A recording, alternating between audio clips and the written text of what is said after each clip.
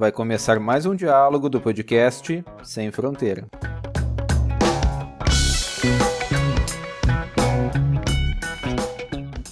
Olá, bem-vindos a todos. Em nosso programa de hoje vamos debater o uso das tecnologias no ensino. Meu nome é Everton Kozeniewski e tenho o prazer de receber a nossa convidada, a professora doutora Ana Maria de Oliveira Pereira. Bem-vindo ao nosso podcast, Ana. Olá, Everton. Muito obrigada pelo convite. Estamos aí para conversar um pouquinho sobre as tecnologias na educação. Estamos muito felizes em te receber. Antes de mais nada, gostaria de fazer uma breve apresentação da Ana, né? Ela é graduada em Geografia pela URI de Erechim, mestre em Educação pela UPF e doutora em Diversidade e Inclusão pela Universidade Fevale. Tem como título de sua pesquisa de tese o protagonismo do jovem na relação com conhecimento geográfico, possibilidades e limites no uso das tecnologias digitais nas aulas. Ela é atualmente professora da Universidade Federal da Fronteira Sul e atua no curso de Geografia do campus Erechim e no programa de pós-graduação em Educação do campus Chapecó. Bom, Ana, gostaria de iniciar te questionando o que são as tecnologias digitais. É interessante o teu questionamento, né? Porque quando se fala, até quando falamos em tecnologia nas aulas mesmo, o que as pessoas já remete as pessoas, né, a tudo que é digital. E quando a gente fala de tecnologia como um todo, não são só as tecnologias digitais, né? As tecnologias digitais, então, são que hoje nós falamos tecnologias digitais da informação e comunicação. É tudo aquilo que nos dá a condição de termos principalmente uma comunicação mais rápida, um acesso às informações de modo mais rápido, online, né? Então, as tecnologias digitais, elas existem há um bom tempo, né? Mas na educação, elas começaram a ser utilizadas lá no finalzinho da década de 70, já também faz um bom tempo, mas elas começaram a ser utilizadas lá no finalzinho da década de 70, então, e aí, de uma maneira até assim, bastante inovadora na época, mas só que, infelizmente, até hoje ela não avançou muito, porque existe parece que algum entrave que não deixa as coisas fluírem, né? Porque houve digamos assim, uma evolução da própria tecnologia, né? Pesquisadores foram desenvolvendo e foram criando novas tecnologias a partir das já existentes. O que deu um impulso muito grande foi a internet. Então, com a utilização da internet, as tecnologias da educação tiveram um impulso muito grande. Só que, infelizmente, nas escolas ainda, elas são subaproveitadas, digamos assim, né? Então, elas são, ainda há muito, digamos assim, a ser desenvolvido, então a ser explorado ainda dentro do ensino. Exatamente. Porque acontece assim, quando de repente tu até vai lembrar de algumas coisas lá da tua própria experiência, né? Como aluno, não como professor. Que quando começaram a utilizar as tecnologias digitais, né, na educação, o boom era o uso do projetor, né, o PowerPoint. Né? Então era isso, era todas as aulas PowerPoint. Então acabou que houve uma mudança de suporte. Saiu do quadro negro e foi para o PowerPoint. Só que ali, no uso do PowerPoint, as pessoas acabaram não se dando conta que havia uma diferença muito grande entre passar o conteúdo no quadro negro e escrever no PowerPoint, né? Então, e isso acabou que ali houve, digamos assim, como se fosse um conflito, né? Entre o uso dessa tecnologia e o papel dela mesmo. Né? Porque o papel da tecnologia digital na educação não é só isso, quer dizer, nem é isso. Isso é um suporte que é um recurso didático, mas que não é para isso que serve a tecnologia digital. né? Não é para mudança de suporte, porque o quadro negro ele pode ser ainda muito utilizado. E ele é uma tecnologia um pouco mais antiga, mas é uma tecnologia muito válida ainda, né? Então, a gente não pode reduzir as tecnologias digitais a uso do projetor, né? Não, não dá. Eu me lembro muito bem assim do uso do expediente, do xerox, das apostilas como recursos, né, durante as aulas que eu tive de graduação, né? Mas também algumas apresentações audiovisuais, o próprio Moodle. Então eu poderia dizer, né, então, que esses são suportes às ações, às práticas de ensino, mas não necessariamente seria uma aplicação plena das tecnologias digitais. O que a gente chama de AVA, né, ambientes virtuais de aprendizagem, que o Moodle é um ambiente virtual de aprendizagem. Um recurso, né, é um recurso que pode ser utilizado, mas também não é só esse. Então, por quê? Porque algumas pessoas, porque normalmente nas instituições de ensino superior se utiliza o Moodle ou qualquer outra plataforma, né? Às vezes quase como se fosse o antigo Xerox, né? Que a gente falava, né? O professor disponibiliza lá o material e o aluno vai lá e pega o material, alguns imprime, outros só baixam um arquivo e deu, né? Mas não, esse ambiente virtual, como o Moodle, por exemplo, ele pode ser utilizado de diversas formas e ele pode ser, sim, um espaço, um recurso pedagógico bastante eficaz também, né? Então, a gente pode utilizar, sim, ele para desenvolver as aulas, né? Só que também não é só nesse ambiente, porque quando a gente fala de tecnologias digitais, a gente trabalha mais com a questão do protagonismo do estudante. É nós estarmos ali conduzindo aquilo que é o nosso papel como professor, né? O papel de mediador, mas dando essa orientação para os alunos, mas eles que constroem o seu próprio caminho, né? É como se a gente estivesse falando de um labirinto, né? E aí a gente dá esse fio e eles podem fornecer as dicas, né, com esse fio, né, a questão lá do Minotauro, né, lembra do labirinto, né, da Ariadne, né? Então o aluno vai desenrolando esse fio, quer dizer, vai andando por esse labirinto, né? E nós, como professores, vamos orientando, né, para que ele possa fazer essa construção de uma maneira que ele possa ser o protagonista disso. Então, ele fazer essa construção e não ele só receber. Por isso que a gente, dentro das tecnologias digitais da educação, a gente não fala só dos ambientes virtuais de aprendizagem. Os ambientes virtuais são um recurso, mas não o único, né? Tem outros também. Bom, tu poderias nos dar alguns exemplos de possibilidades, no sentido de ilustrar para todos que nos ouvem, né, alguns usos, algumas possibilidades que nós temos a partir das tecnologias digitais no ensino?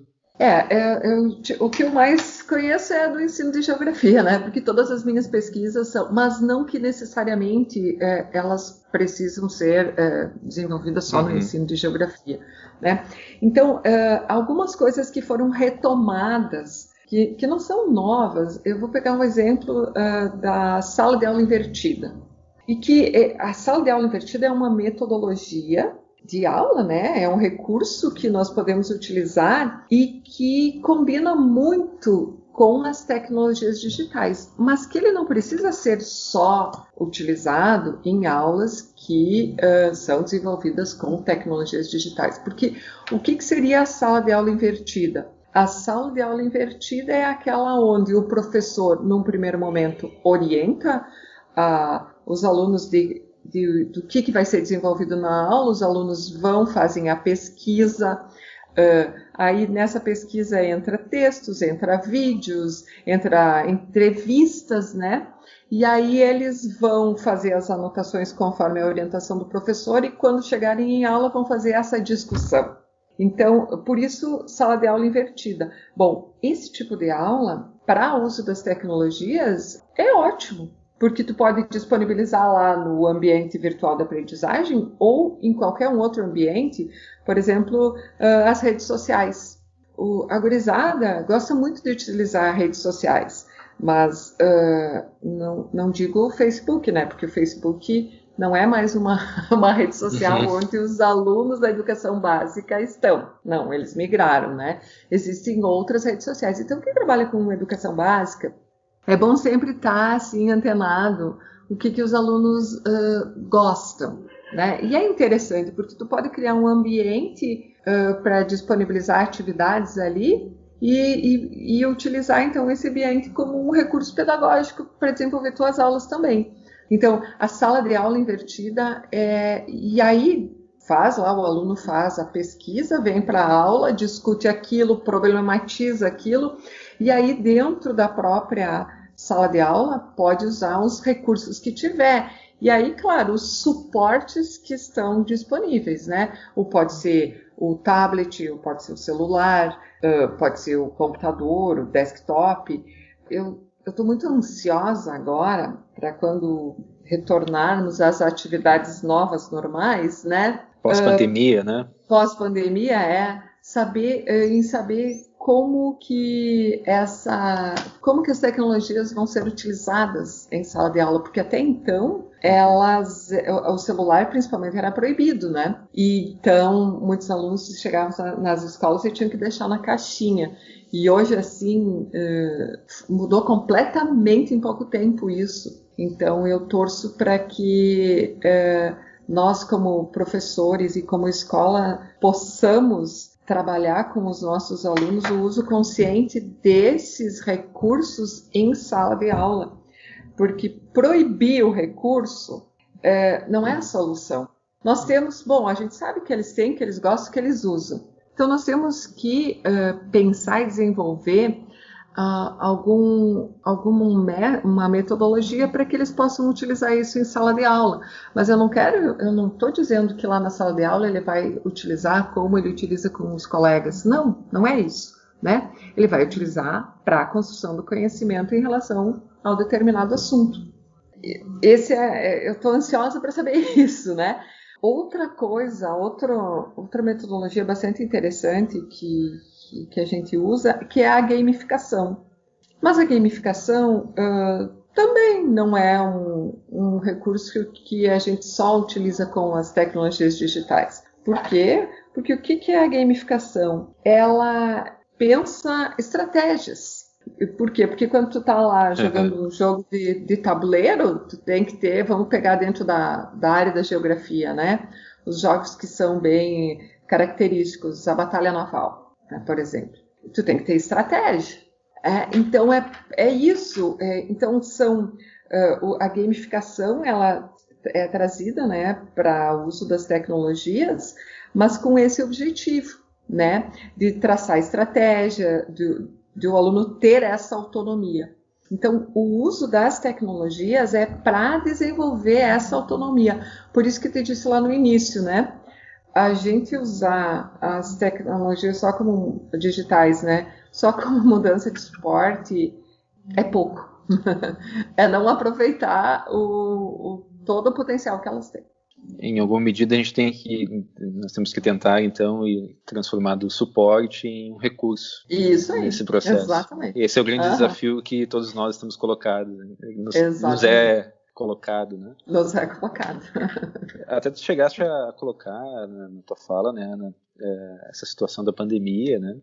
Enfim, né, das expectativas, das possibilidades, né, do pós-pandemia, né? Isso. Mas até eu gostaria de fazer uma questão que tem a ver um pouco com esse momento que vivemos, né?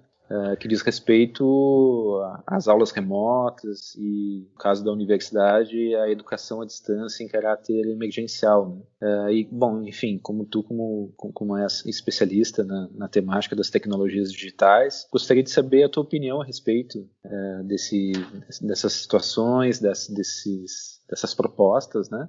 Uhum. E, enfim, as potencialidades ou não, né? Dessas nesse momento, né?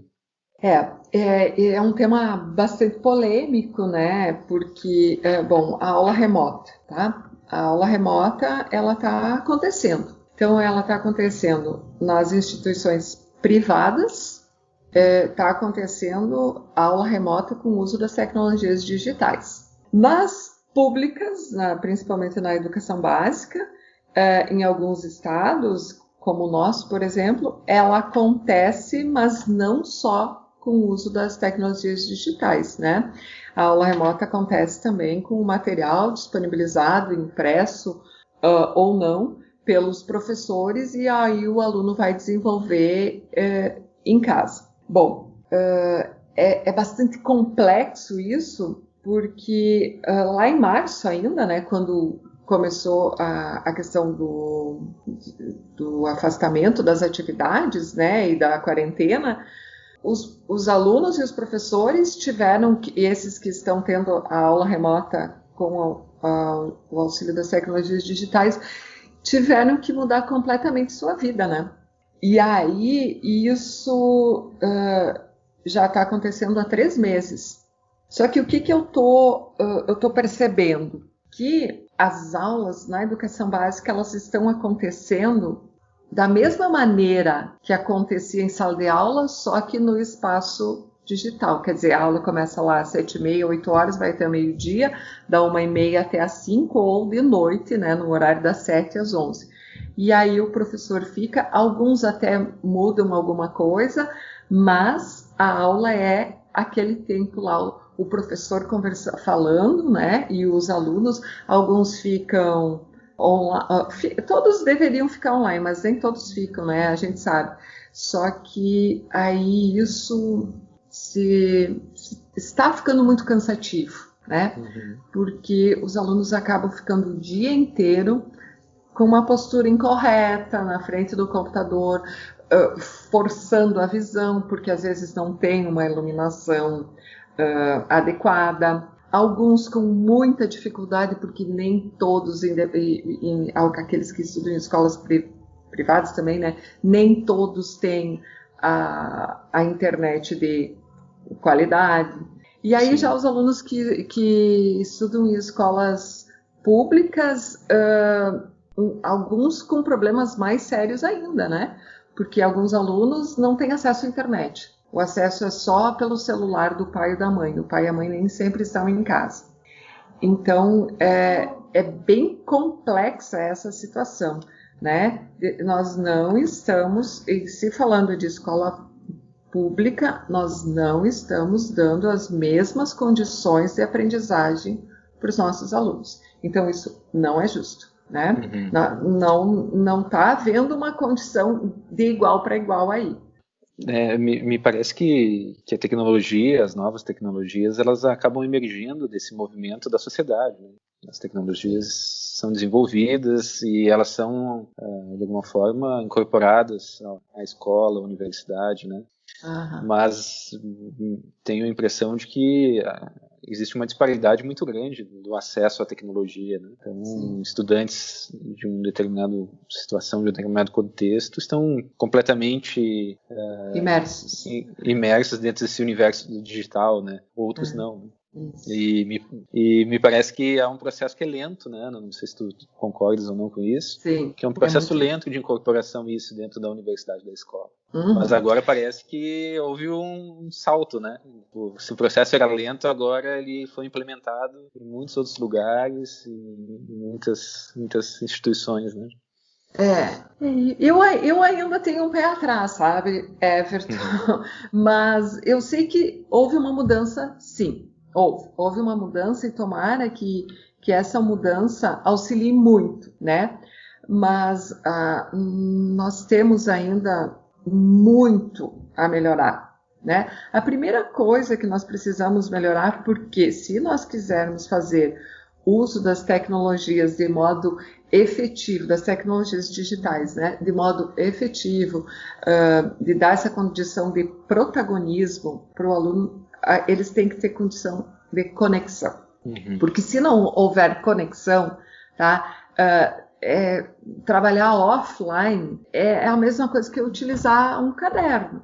Eu vou estar digitando ali no computador, um editor de texto, então eu poderia utilizar o caderno na mesma coisa. Tá? Então, assim, não há uma mudança, é aquilo que eu te digo, é só uma troca de suporte. E não é isso, e não é esse o papel das tecnologias digitais. É a mesma coisa aqui, a própria questão que as pessoas estão falando, né, da EAD, né? Bom, mas o que é a EAD? A EAD surge toda ela pensada para a educação à distância, né? Para ter, então, se a gente for olhar, as instituições que trabalham só com isso, têm um foco nisso. Nesse momento aqui de pandemia não tiveram dificuldade nenhuma, porque esse é o papel deles. Eles têm toda a tecnologia desenvolvida para isso. Só que quem não trabalha com isso está improvisando. E aí começa que nem os professores não têm a formação para tal, né? Aí a gente sabe muito bem que a nossa carreira, né? Não digo a carreira, nós como classe, professores, nós somos muito resistentes a mudanças, né? Então, pensa o professor que nunca, não gosta muito de utilizar tecnologia, de repente vai ter que gravar uma videoaula. Então, imagina a dificuldade, sim, a situação, né? Então, lá no dificuldades, início, né? agora, de repente, já melhorou um pouco. Mas, então, assim, tudo isso é mais difícil para quem não tinha essa tecnologia da educação à distância e aí ter que transformar para dar essa aula remota.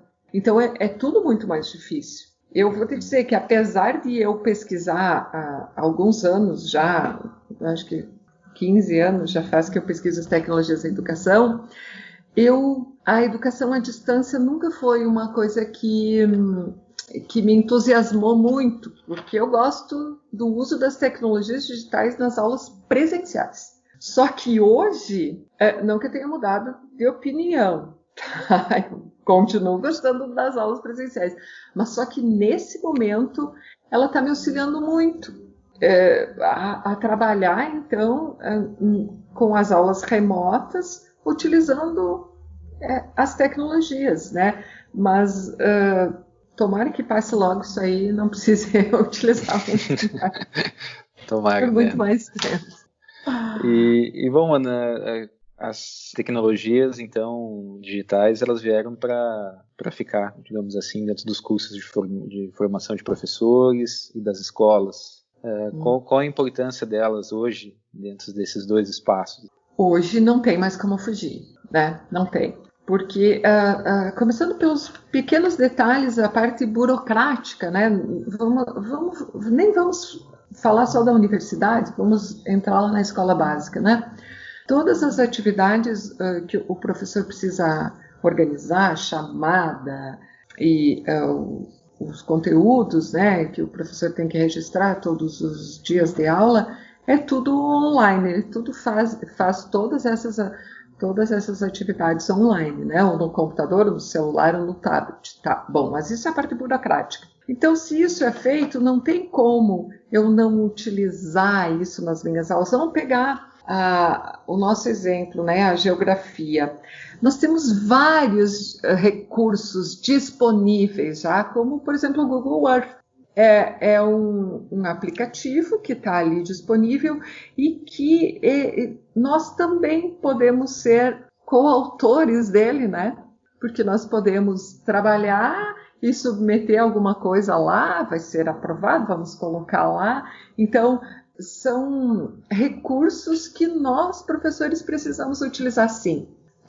O professor de geografia, ele não pode não utilizar tecnologias digitais nas aulas. Não pode, né? Porque a nossa ciência, para ser desenvolvida na escola, ela é muito visual. Eu preciso muito. Mas só que eu não posso só utilizar o mapa, eu preciso utilizar outros recursos também. E aí os recursos disponíveis nas tecnologias digitais me dão essa condição.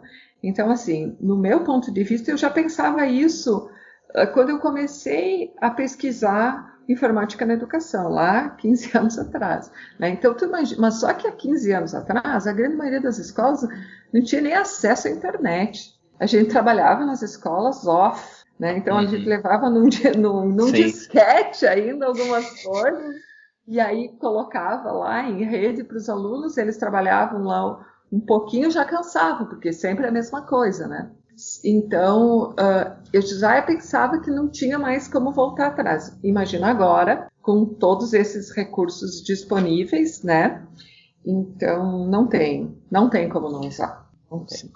E a gente chegasse a falar do Google, né, agora, e especificamente da nossa área de conhecimento, que é a geografia, né, e até gostaria de perguntar qual o potencial que tu enxergas no uso das tecnologias digitais, da informação e da comunicação na construção do conhecimento geográfico. Como eu falei, no ensino de geografia, o uso das tecnologias é muito viável, né? Mas repetindo, não como mudança de suporte. Claro.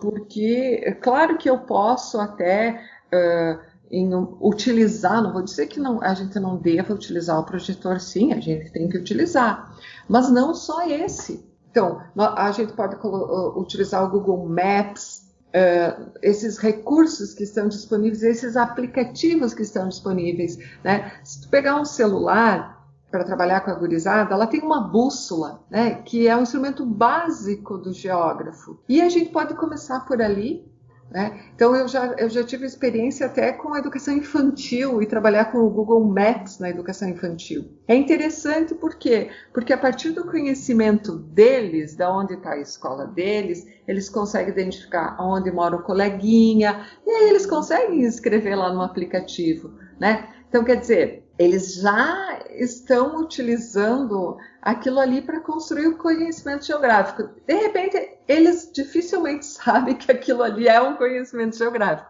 mas o professor, né, presume-se que saiba. Então, essas tecnologias e esses recursos disponíveis nas tecnologias, esses aplicativos, são muito importantes para a gente intermediar essa construção do conhecimento. E aí nós, na universidade, a gente tem um papel bem importante, né? Nós precisamos trabalhar com os nossos alunos, isso que eu chamo de letramento digital dos professores. Os professores precisam saber como utilizar, porque se não sabe como utilizar, não vai usar. Então, isso é muito importante. Eu chamo muita atenção sempre para isso. O professor precisa ser letrado digitalmente. Esse letramento digital, ele tem a ver com o quê? Com saber ligar o computador, saber ler, interpretar, ouvir o que tem disponível, sabe? Isso precisa saber como fazer uma instalação simples, né, do vídeo, precisa saber como gravar um áudio, um vídeo. Isso é básico, né? E o professor precisa saber. Eu não estou dizendo que o professor tenha que ir lá fazer um curso para isso. Não. Só não pode ter medo de usar. Por quê? Porque, de repente, o aluno que está ali, que tenha 8, 9 anos, vai ensinar o professor, porque ele sabe. Então, o professor precisa ter essa confiança, precisa se permitir aprender. Porque eu vou te dar um exemplo meu, né? Eu não sou uma especialista em informática, não. E não sei muito, mas sei o suficiente para poder utilizar. E é isso, né? Tu não vai... Apesar de ter tantas maneiras fáceis de programar, não estou dizendo que a gente tem que programar, mas a gente pode programar também, né? Então, e não é tão difícil assim, né? Então, são coisas que nós precisamos nos permitir. E aí, vamos usar as tecnologias. Eu tenho que aprender um pouquinho, muito mais, para chegar no ponto da programação. Todos nós precisamos. Que ótimo. Ana, nós estamos chegando no fim do nosso diálogo, né? E, bom, muitas pessoas que nos ouvem, elas são ingressantes nos cursos de graduação, elas são pessoas que estão chegando, né? E aprendendo os primeiros passos, né, da geografia. Então, eu gostaria de te perguntar, Ana, para um estudante, né, que está ingressando em estudo de tecnologias digitais no ensino, quais seriam os primeiros passos? Tu terias algumas referências para indicar para esses estudantes? A pergunta basicamente é: por onde começar os estudos sobre as tecnologias digitais no ensino? Na educação. Existem vários autores que pesquisam sobre isso, né? Eu, inclusive, né? E eu lancei agora no final do ano um livro também que fala especificamente sobre o ensino de tecnologias de geografia e o uso das tecnologias. E assim, para quem está começando, eu sempre oriento começar a ler trabalhos que são apresentados em eventos, né? O evento sobre informática na educação. Porque os eventos sobre informática na educação possuem material muito bom sobre isso. Normalmente são pesquisas, né? Que aparecem. Então, tem um evento que é o SBI, né, que ele é da Sociedade Brasileira da Informática, e ele é anual, né, e ele é um evento que tem professores pesquisadores do Brasil inteiro e até de fora do Brasil que participam. Outro evento que é bem próximo nosso aqui é o CENID, que ele é realizado aqui na UPF. Esse ano ele foi realizado totalmente digital, né, porque ele aconteceu em abril. E aí então tem experiências de pessoas do Brasil inteiro, de pesquisadores que trabalham com as tecnologias digitais na educação, tanto na educação básica como no ensino superior. Então, para quem está iniciando, né, é bom que tenha conhecimento, que entre nos anais dos eventos e aí procure nesses locais. Tem a revista brasileira de informática na educação também, que é uma ótima revista com vários artigos que dá essa introdução, né, para quem tá iniciando e para quem está mais avançado também. Então, e daí depois, claro, quando tu vai mergulhar na pesquisa, aí tu vai encontrar vários autores, né, que falam sobre isso, né? Mas para quem está iniciando, assim, é mais essas revistas que eu falei aí, que dá para pegar vários artigos para conhecer.